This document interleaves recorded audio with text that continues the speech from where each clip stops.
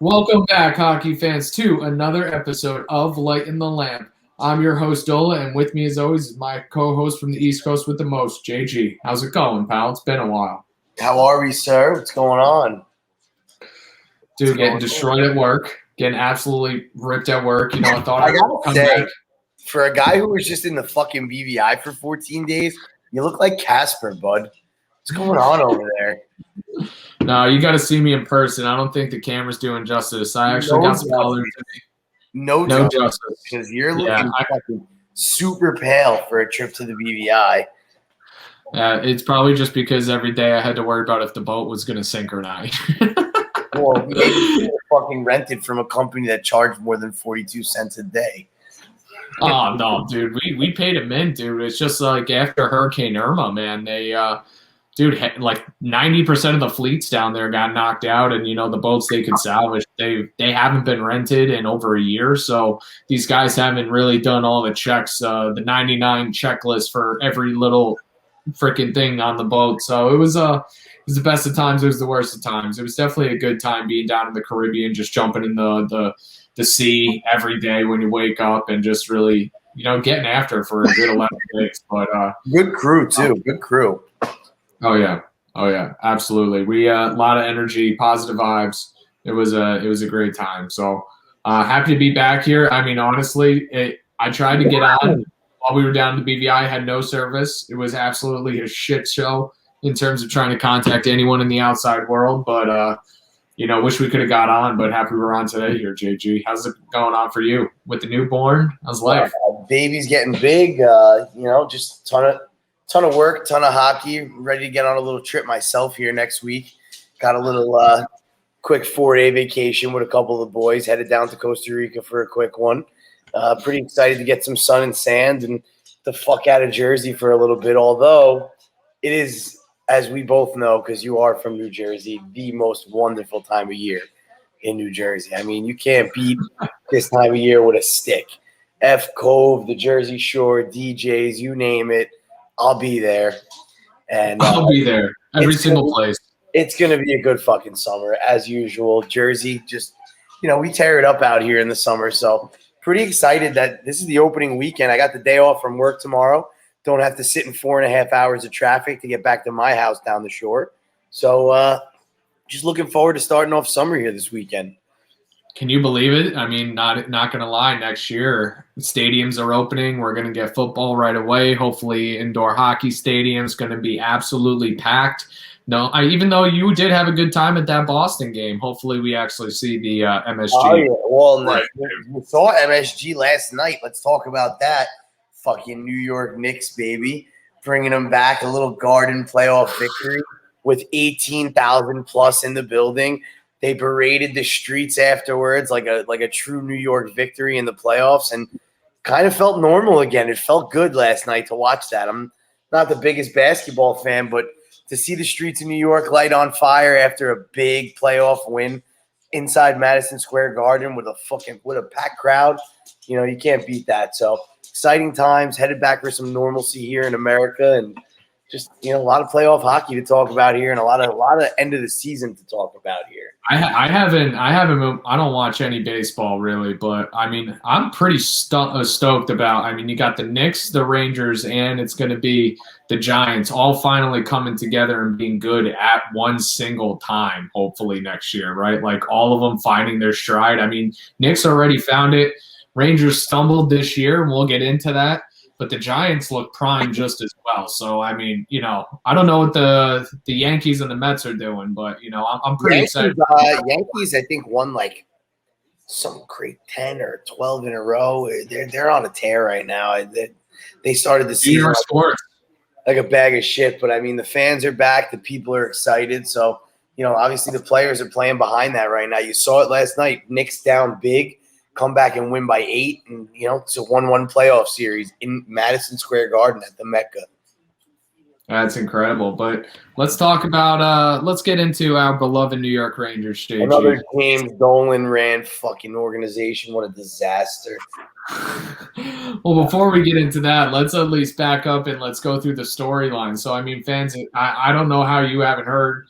or if you didn't hear, but the shot heard around the world, Tom Wilson ragdolling half the Rangers, burying Ryan Lindgren from behind, absolutely just taking Panarin and body slamming him without a helmet on, and then just flexing about it, like literally flexing about throwing somebody that's 85 pounds lighter than him to the ice. Like, I mean, come on. Let me give you a perspective from a guy who, if I was 6'4" and 220, I would have done the same fucking thing. If there's nobody out there, and I said this to you long before this incident when we got rid of Brendan Lemieux, then shame on the New York fucking Rangers. It's their problem. It's not anybody else's. If I'm Tom Wilson, I'm doing the same thing, because who the hell is coming out there and doing a goddamn thing about it? Answer that question for me.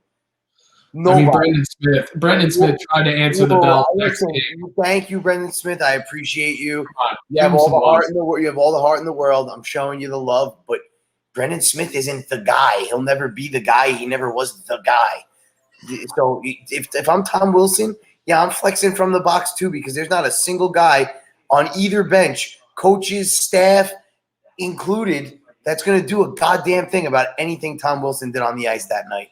And that's embarrassing from a New York Rangers standpoint. So you didn't like the response from the boys the next game, huh? I love the response, but at the end of the day, the guys who responded aren't the guys who were supposed to be responding. Ryan Strome isn't supposed to go toe-to-toe off a draw and drop his gloves. He's a 75-point guy. He's your second center. He's not supposed to be popping it. He actually went toe-to-toe, though. He actually knows how to He had the best fight of the night for the Rangers. Ryan Strome's not supposed to do that. Even the guys that fought off the face-off. Rooney, Blackwell, and then I think you had Rooney is the only – Go ahead. No, I was like, you had Rooney, you had Blackwell, and was it Di Giuseppe was your third fighter? Or was it somebody else? It's either Di Giuseppe or Brodzinski. I mean, it was one of the two. It was Di Giuseppe. Okay, so out of the three, Rooney probably the most suited, and not a single guy won a fight off that draw. And Carl Hagelin, nonetheless, beat up a Ranger, and Carl Hagelin never had a fight in his life. So that tells you what the toughness of the New York Rangers is. For me, if I'm Tom Wilson, I would have done all that and more from the box, because, again, nobody did anything about it. Nobody did shit to him the next game either. You think he was scared to fight Brendan Smith? I don't know about scared, but like as soon as Brendan Smith fucking went after him, he let him hit him 4 or 5 fucking times before he did anything, and he still gave him a beating. I mean, Brendan Smith connected a few nice uppercuts there. I mean, you got to give him a lot of credit. Okay. He landed 2 or 3 punches to 15, 20 punches, and he got ragdolled. And I give him all the credit in the world. He's got balls for going in there, because he's not the guy, and he shouldn't have had to go in there. And you know what? At the end of the day, Brendan Lemieux wouldn't have been the guy either, because he wouldn't have scared Tom Wilson either. And at the end of the day, all the good teams in the league have scary guys. All the fucking high-end teams have scary guys. They have somebody that could do it. Pat Maroon on St. Louis when they won the Cup.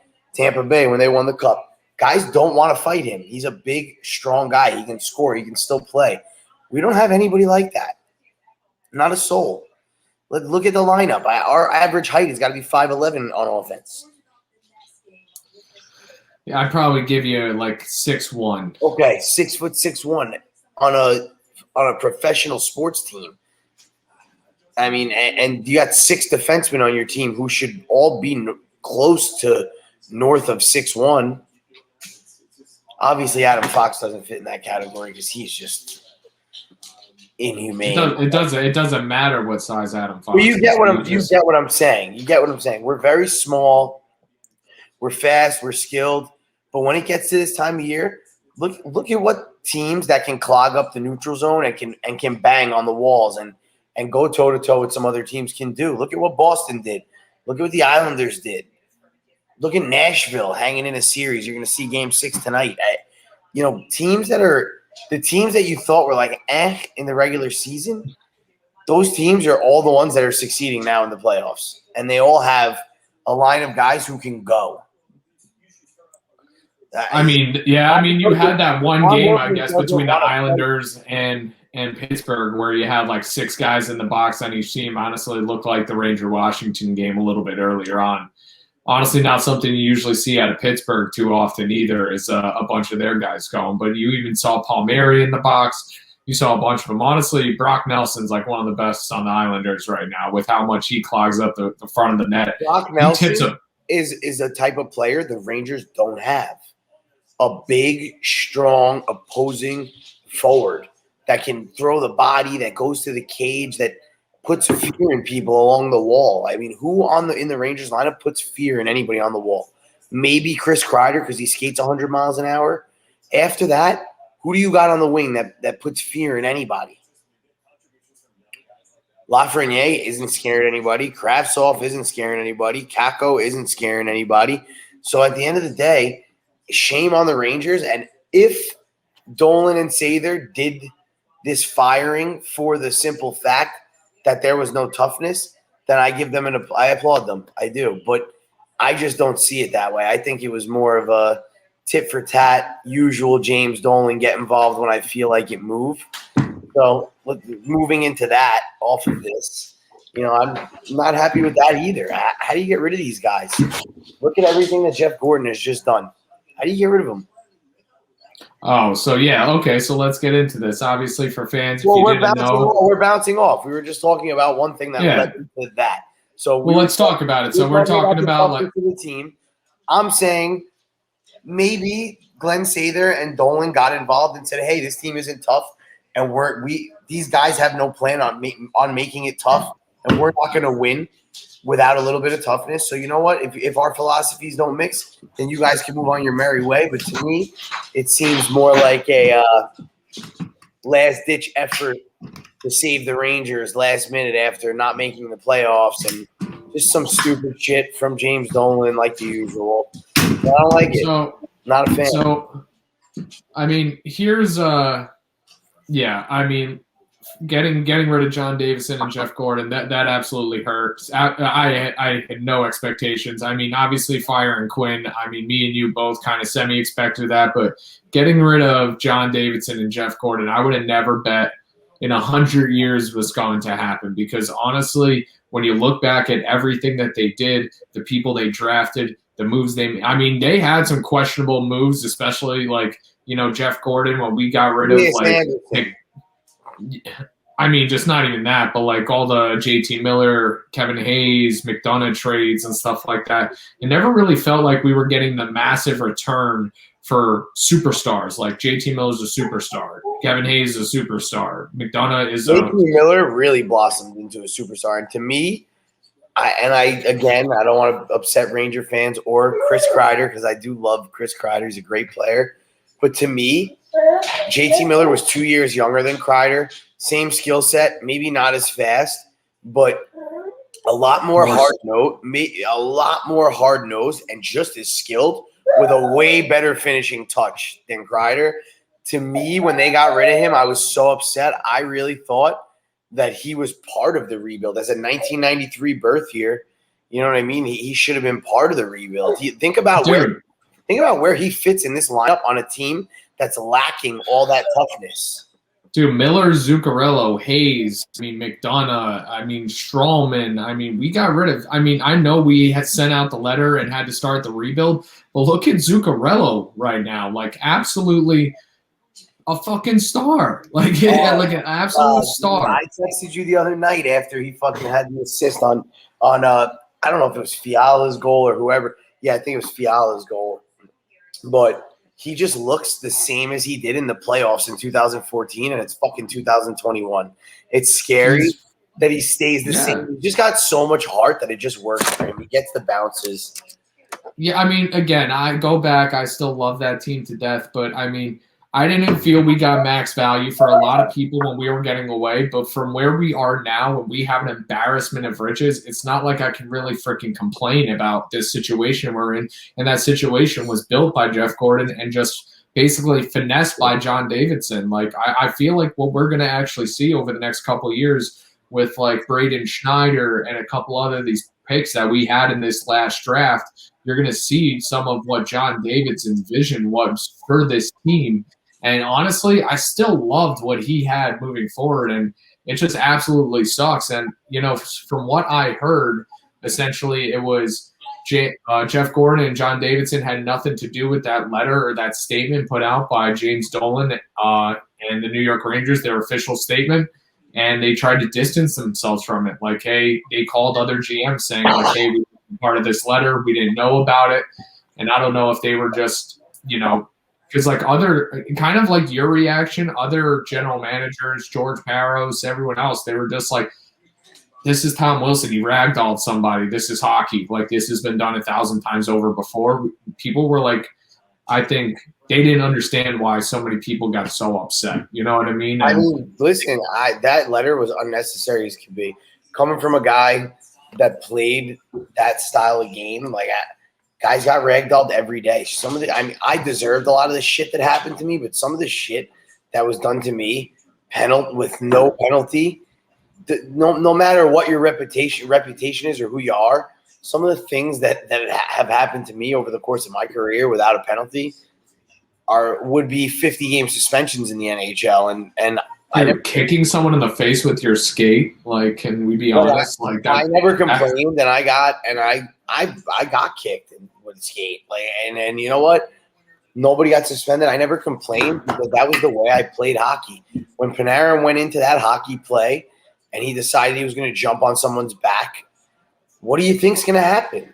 Retaliation. This is hockey.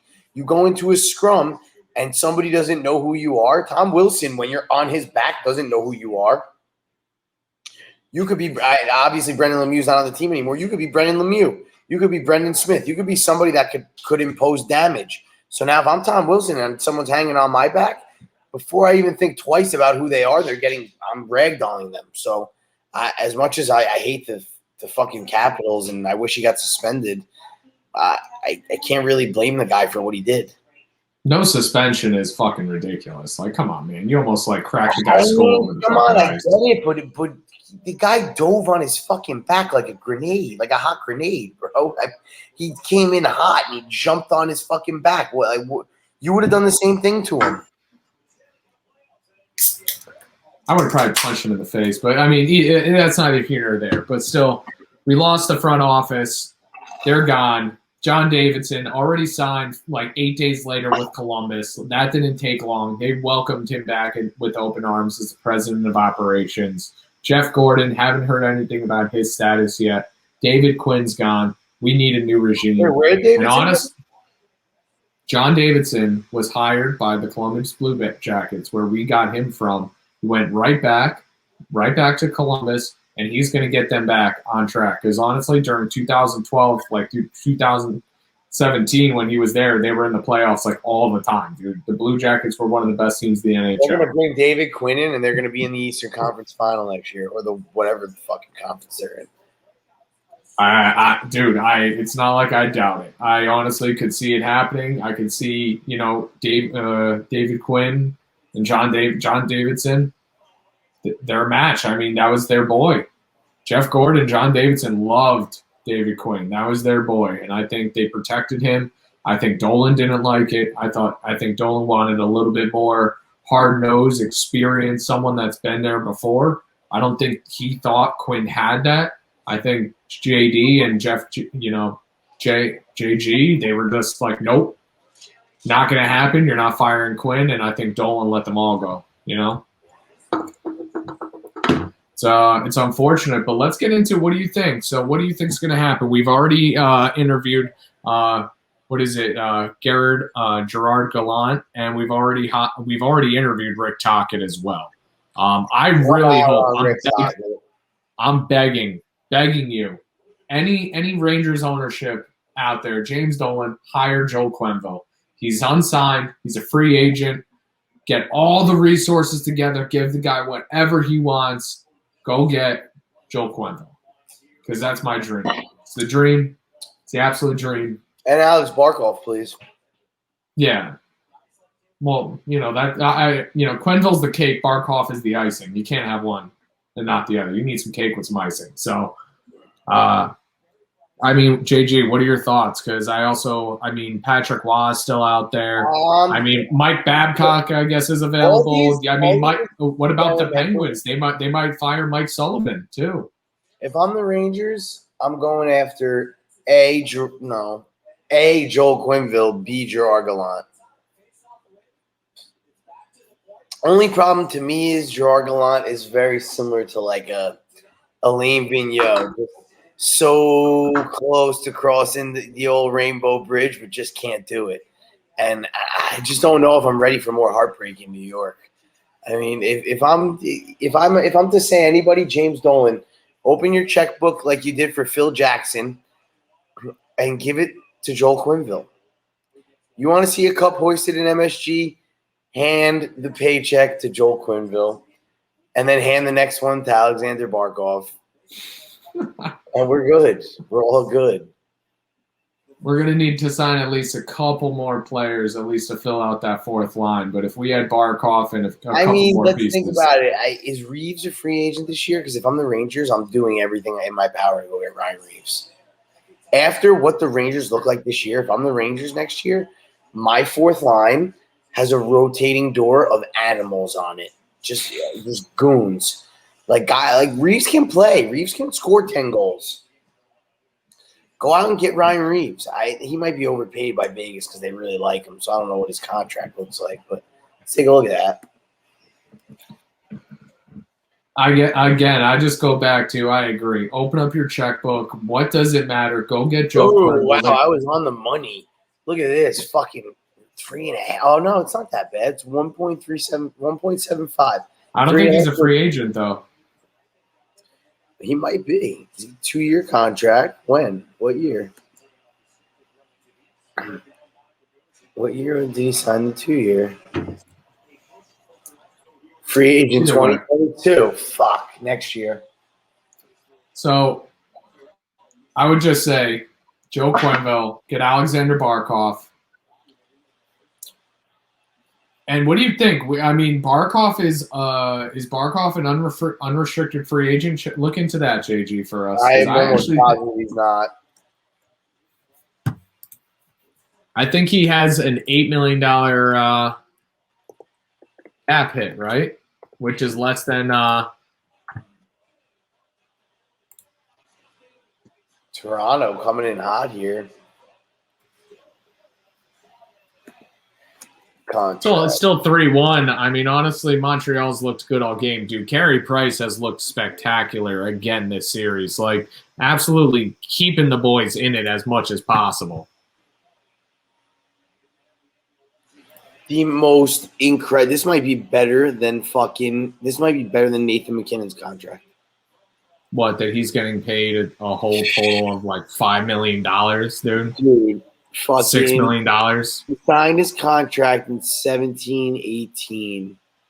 No, 16-17. He got paid 4.5. So his cap hit is $5.9 million for 6 years. He got paid 4.5 in 17, 5.2 in 18, 6.2 in 19, 6.9 in 20, 4.75 in 21. So this year he got 4.75. Next year he gets the biggest portion of his contract before it goes out, and that's 7.75. Dude, honestly, what I would do if I was the Rangers, I would trade Florida some prospects, get Barkov, and then what I would do is I would extend him for $9 million a year. I mean, we have the cap space. So I'm saying we have the cap space, and we could probably give all that $18 million in dead cap space, give 9 to Barkov, give 9 to Mika Zibanejad, and there you go. Yeah, and then what about the rest of the hockey team? Yeah, we'll be fine. We're just gonna pick up a bunch of low ranking scrums. We'll be fine. Now, honestly, I actually think Mika needs to take a hometown discount for us taking a flyer on him and bringing in Artemi Panarin to play on a power play with him. He really needs to take a hometown discount.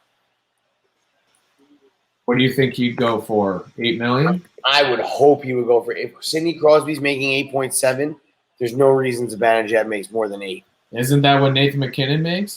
Doesn't he make only $8 Nathan million? McKinnon makes 6.9. That's what I'm saying. Nathan McKinnon makes The best, 6.9. actually 6.3. The best contract in the history of hockey. He might be the best player in the league. I mean, Mika Zibanejad only has a $5.3 million cap hit. Ryan Strome at 4.5, and then after that, Yeah, dude, Mika's not waiting. Mika's not taking 5 something. Mika's looking for 10 million. Yeah, because Chris Kreider got 6.5. So yeah, McKinnon. Honestly, Look at McKinnon. Signed a 7-year, $44 million contract with the Avalanche. What is it called? $6.3 million a year. That is the most underpaid hockey player in the entire league. he's got enough endorsement deals probably coming his way, dude. He'll end up being fine. You know, it's going to be fine. If I'm the Rangers, that's what I'm waiting for. Dude, to be honest, what's kind of funny about some of our I'm just saying, with some of our rookie contracts, you kind of hope they don't take like, you know, as much as you want Alexi Lafreniere, Capo Caco, and Kravtsov all to put up 50 points next year, then we're gonna have to pay all 3 of them $6 million. You know what I mean? Like, it wouldn't be the worst thing in the world if one of them. I'm just saying because I'm predicting Lafreniere 65 points next year. I'm predicting Caco traded. Caco traded, really, dude? I don't see it. I don't see it. You think so? I do. So who do you think you're going to pair Caco with, like a Lundqvist and Nils Lundqvist, and trade them off for like a Barkov or what? Like, I really hope not an Eichel. I'm off the Eichel bandwagon. Want nothing to do with it. I don't want Eichel. Never want. They can keep him. They can keep him. I hope I mean, again, like, he's not the center we need. Honestly, Brian Strome is, in my eyes, just as much as a number 2 center that I don't even need Eichel for that role. You know, I don't know. I'd rather Barkov. Yeah, we'd all rather Barkov, but the question is, does Florida let him walk out of September 1st without a $10 million a year contract? How was your feeling about the Ryan Lindgren extension? $3 million a year. I thought that was it was a nice, fair deal. You know, I think it's a perfect deal for a guy like him, and I think we won that deal because it was 3 years, wasn't it? It is 3 years, $3 million, and then look at the points he put up this year. I mean, if you get that out of him every year at $3 million, the way he plays, he's a steal. A top minutes of defenseman, playing literally all the time on the penalty kill, blocking every shot. Yeah, I mean, he's our best defensive defenseman. Again, think about where we were at, JG. We had Mark Stahl's contract, which was like $8 million, and now we have a better version of him at $3 million. 51 games played, 1 goal, 15 assists, 16 points. Plus fucking 20. Plus 20. That right there for $3 million a year is a hell of a signing. That's a great signing. Thank you, Jeff Gordon, before you got fired. We appreciate you. Dude, Adam Fox is getting paid $925,000. He might win the Norris Trophy. They're not going to give it to him because they're selfish pricks in the NHL. Dude, I know, but it's just like he had the best plus minus. I'm not going to be happy about it because honestly, there wasn't a better defenseman in the league this year. Dude, he had the best plus minus. He had the best goals per game or the points per game average. He had some of the top minutes in the entire league. No one played better than Adam Fox this year, and honestly contributed. The Rangers would not even have been near the playoff run if he wasn't on our team. If we didn't have him, we would have been an afterthought. We would have been Buffalo, in my eyes, to be honest. Wow. Toronto with 0 seconds left on the power play, down 3-2. Can Toronto come back and end the series here? Dude, I think they want to. You know, they're fueled up by Johnny Tavares and that wild injury. Let me tell you something, man. That fucking injury was horrifying. That could very well end the playoffs for Toronto because I just don't see that team winning a cup without him in the lineup every night. He skated today. I know, but I'm still skeptical, man, because that's a big head injury. He was out cold, bro. He could say he's good. They could say he's good, and he could get tapped the wrong way, and we could be in a Crosby situation here where you got 3 concussions in fucking 6 months and you're mangled, and it takes you a year and a half to come back. But, I got you, man. I'm feeling like we pretty much covered everything we wanted to get into here. I mean, yes and no. I mean, it's just like, dude, the last few points I want to talk about is just like, maybe, what's your thoughts on it? Again, has your thoughts changed on the expansion draft? But I mean, really, one of the last thoughts I wanted to make just on the whole GM coach thing is just, dude, this is literally going to make or break the entire rebuild. It's going to make or break it. Like let's be very clear here. You can't bring in another coach and us muddle around in just obscurity for another 3 years. You know what I mean? Because like after that, Mika, we don't know. Kreider's going to be a little bit more past his prime. Panarin's going to be 3 more years into his contract, and it's just that maybe the young guns start taking over. But dude, I'm not going to lie. It's going to. I'm nervous. I am nervous about what's about to happen because I think the coach is really going to set the tone. I got to say, Chris Drury coming on as GM has made me feel somewhat confident, man. The guy has swagger in an interview. I do have to say. I'll give him a lot of credit. He just was like, yeah, I think I'm ready for this. I'm prepared. I've been training for this. I've been in every meeting for the last however long. He's in the locker room. I mean, we haven't talked about Chris Drury much, but I don't know, man. I am nervous about what is to come, but I am very excited to hear what we have in stake. But James Dolan at the helm just makes me nervous, Oh, my God, especially if he starts getting hands-on like he did with the Knicks. He finally stopped bothering the Knicks, and look at them now. Yeah, because he turned his sights on the fucking Rangers, dude. Not good. Not good. But I agree with you on the coaching situation. Obviously, there's some good coaches out there. I don't think a Babcock is the guy for this team. They're young. They can't handle the criticism. Rick Tocchet, I love his styles, very Torts-like, but it's just too experimental for me. It's not established enough. And I'm a big Rick Tocchet fan. In the future, I would love to have him behind the bench. Just right now, I feel like he's not the guy. He's not ready to be a Stanley Cup contender, and the Rangers are right fucking there. A little toughness, maybe 1 or 2 pieces here, and you're a Stanley Cup contender. So I mean, we really need to pick our coach wisely here. It really could make or break us. So I mean, you would think happy times and scary times in New York. You would think Chris Drury has the helm on a lot of that decision. What do you think of our new general manager and president? He's taken on the role of JD and JG, which kind of makes me nervous. You got one guy doing the job of 2. What he said in his press conference was they were trying to streamline decisions moving forward through this process. So honestly, this is becoming Chris Drury's vision moving forward. And yeah, he said he's going to stick to a lot of the script of what they had been planning with John Davidson, Jeff Gordon. But dude, this is now his team, his show, his everything, man. I mean, he was tied in with Hartford. They almost won the league this year. They were right there, right at the end. And, I mean, he was in the locker room that night, especially when he was getting interviewed when the decision came down. But this is it's going to be interesting, man. This is it.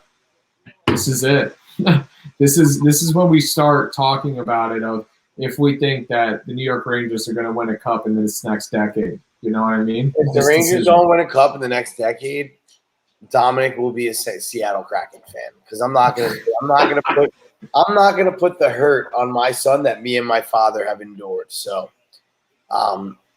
you heard it here first.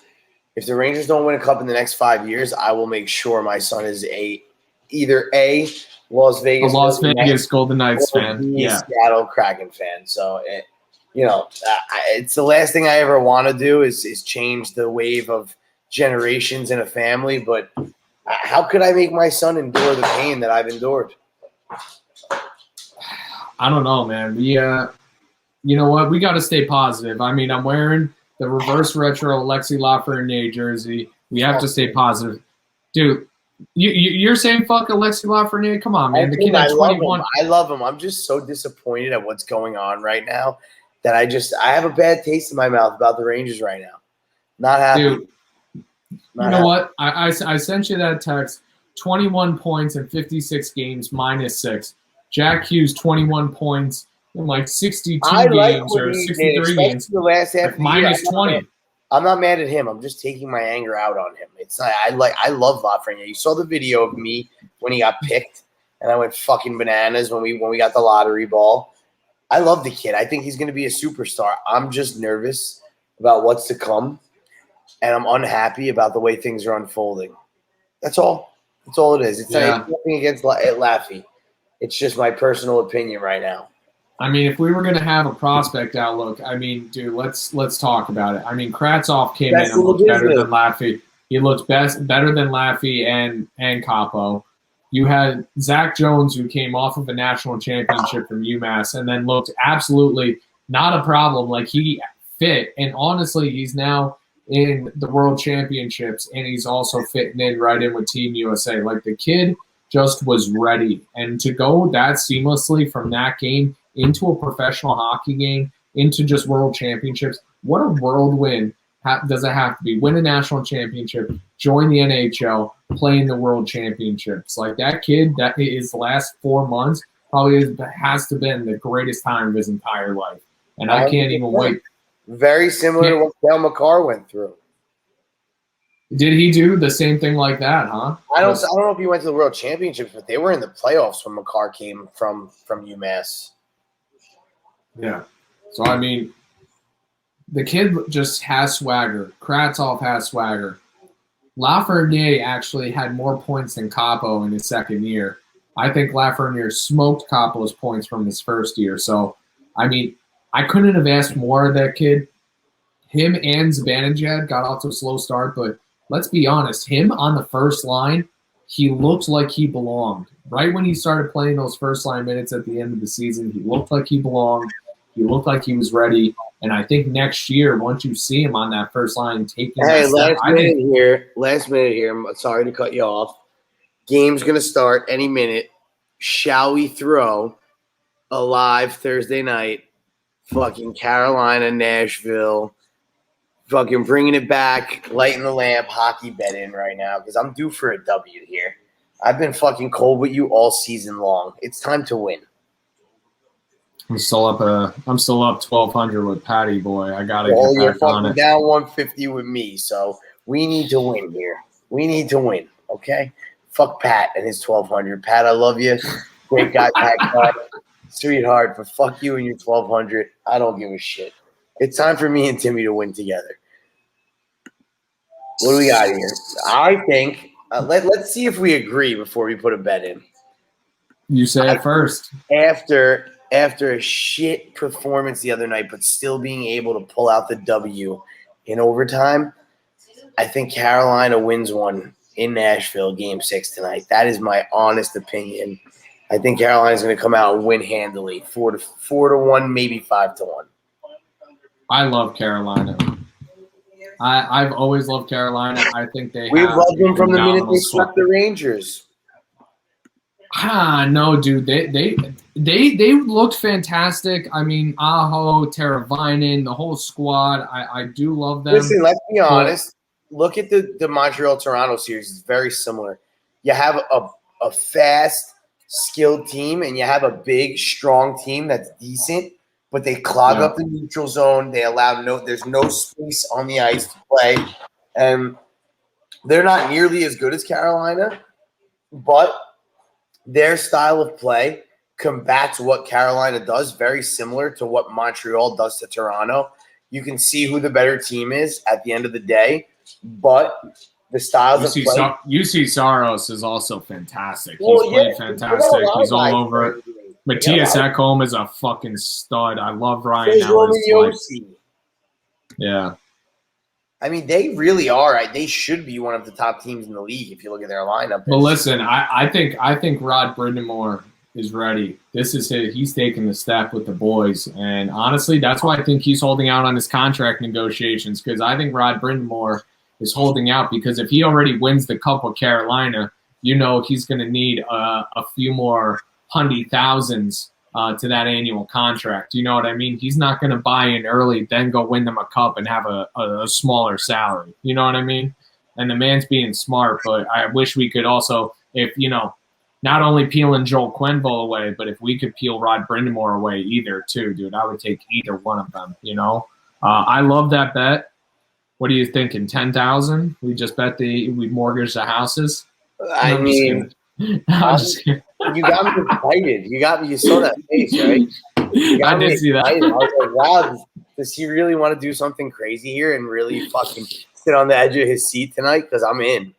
Dude, we would have looked like Biz Nasty if we won that bet. Did you see him when they went crazy? He's like, I want $100 tonight. He almost looked like he was having his vinegar strokes in his pants, which was hilarious. Unfortunately, I don't have the money. Yeah, it's amazing. A guy like him. If I had his money, I'd be betting fucking $2,000 a night.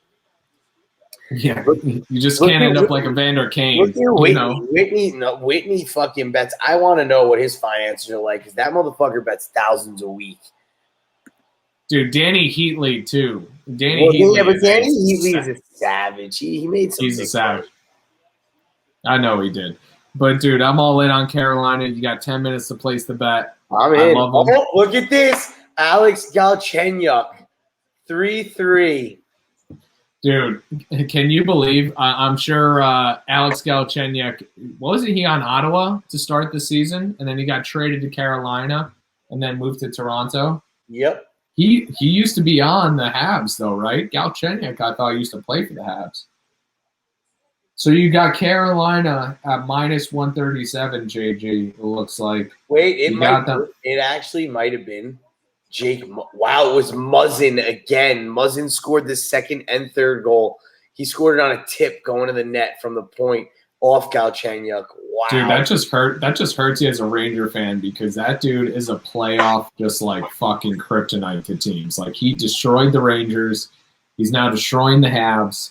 It's just unbelievable. Yo, so you're not you want to take Carolina minus 1.5?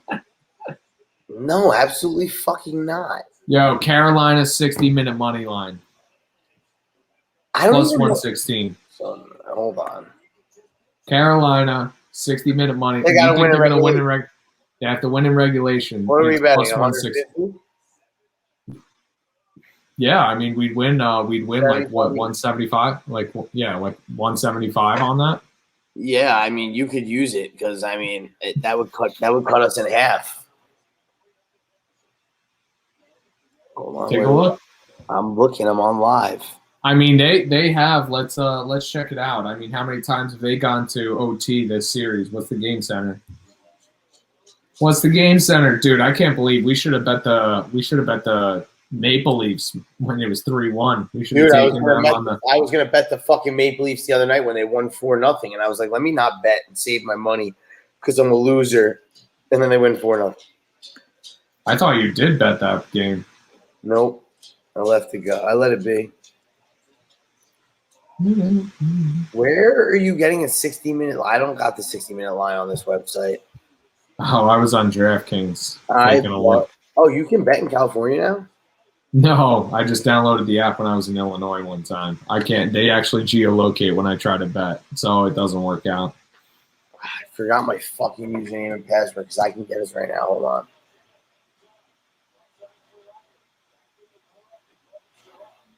Whoa.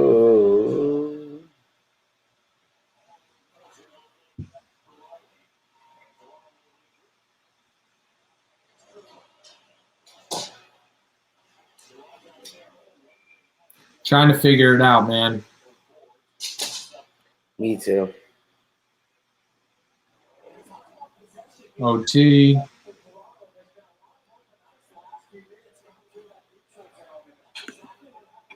This is a great game. This Habs Toronto game, dude. I can only imagine what the people in Canada are feeling like, dude. I bet you they're out in the streets sweating the living shit out of this game. Dude, because this is straight-ass bragging rights. When does the session end for the site? This Sunday. Can you send me my login information? JG trying to log in here for a mid-lamp episode here. He's lighting that up. We're going to actually light it up here. Get it going here. We're going to light it up. I'm buzzing right now, feeling good. Eyes are closed. We're about almost an hour into episode number 1. We should probably cut this short. But no, I mean, really, we already talked about the World Juniors, right? We already talked about Nils. We already talked about, the playoffs. We're talking about it right now. Can you believe? The Avs absolutely swept St. Louis. It was so wild to be in St. Louis when the Avalanche were kicking the shit out of them, because I was there on opening night, Cubs-Cardinals, when they opened up the stadium to the Cardinals. And so the entire city was just electric in St. Louis.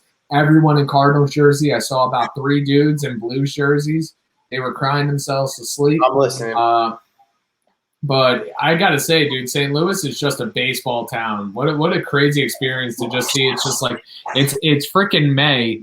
Like, I think the season started less than a month ago or a month and a half ago. You have all the way to October to care about playoffs. And everyone in the town of St. Louis is all showing up for the Cards game. Not a single human gives a shit about the Blues, who are playing the Avalanche in town in the playoffs, and you could go to the game, and it's just like, bro, your team won the Stanley Cup 2 years ago.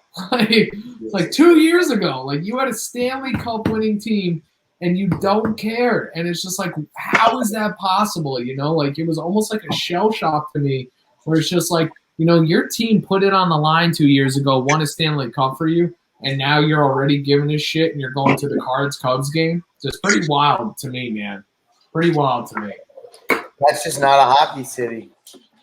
Dude, it really isn't. But, when you only have the Cardinals and the Blues, I don't even think they have a basketball team. Does St. Louis have a basketball, an NBA team? I don't think so.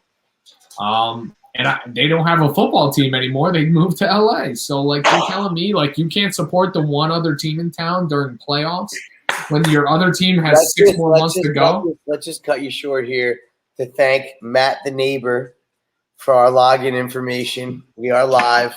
We have a $2,500 1-week limit. We can do whatever we please with that limit. I am not going to maximize that limit, although you may like to because you're a degenerate. But let's get it here, boys. Let's get it. MF1103. Does anybody want to log into my thing and put some bets in? JG, what do you think the odds is this goes to OT and we bet on it going to OT? If I can get that in right now, I will absolutely bet it going to OT. Although Toronto is buzzing. No.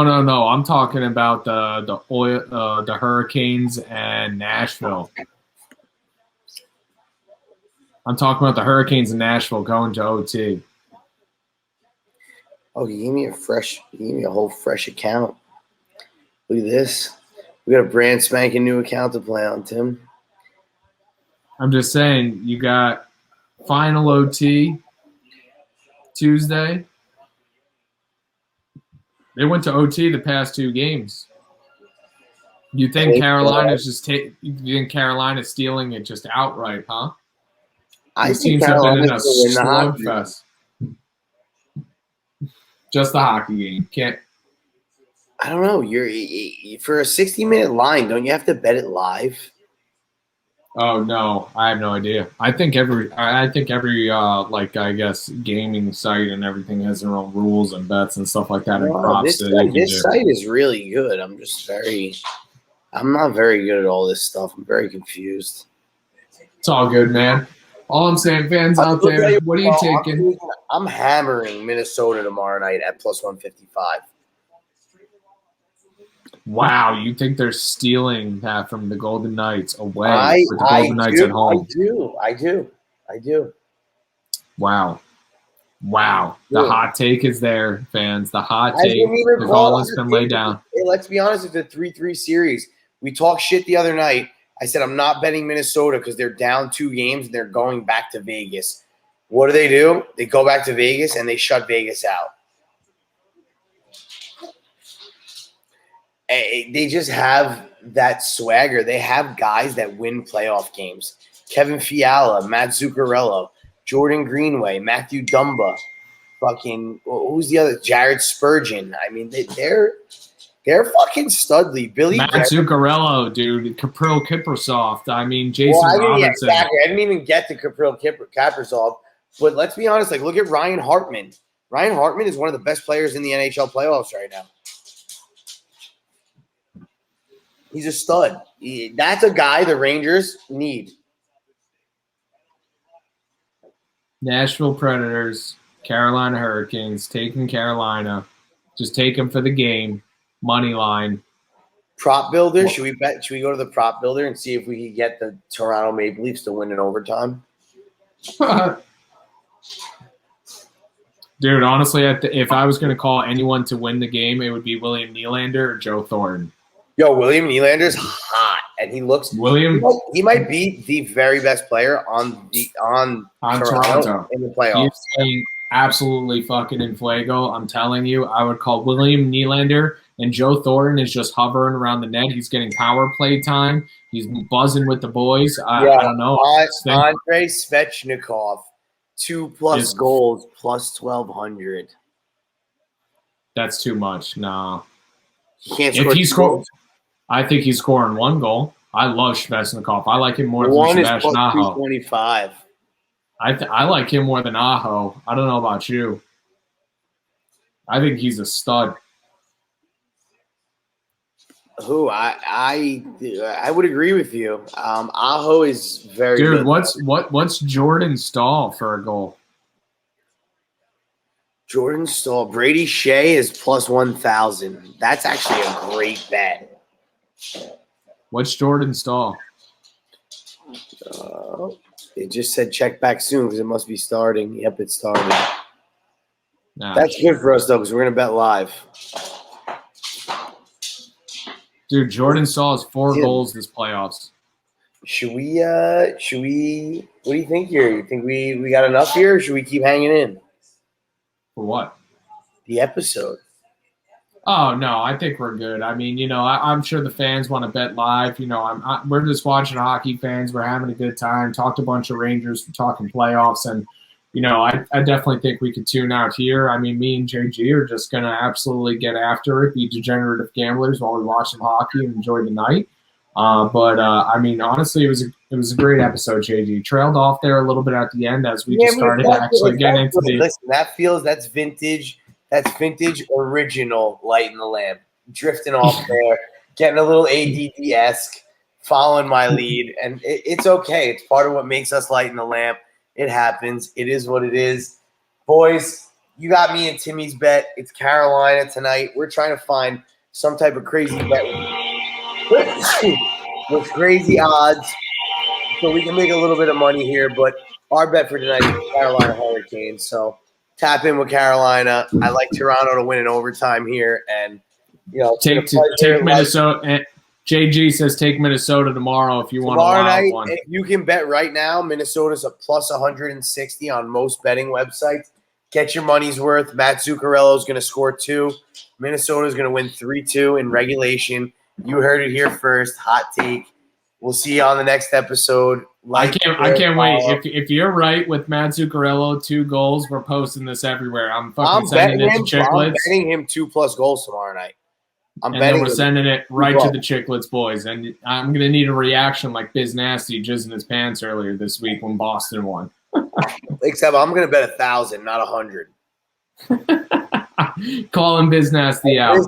Biz has way more money than me, by the way, so I'm not calling you out. But I'm just letting you know I'm a little bit more of a degenerate than you might be. That's all. But we'll tap in with you fans. We appreciate everything. If you can like, share, follow, jump on, make a bet with the boys, grab Carolina tonight. We'll see you on the next episode. It's been a pleasure getting back after a couple of weeks. Tim, anything to finish her off? No, man, we covered it all, but it was great being back with you, JG, and cheers to the fans. Like, share, and comment, and we'll be back with you as soon as we can. Cheers. Salute.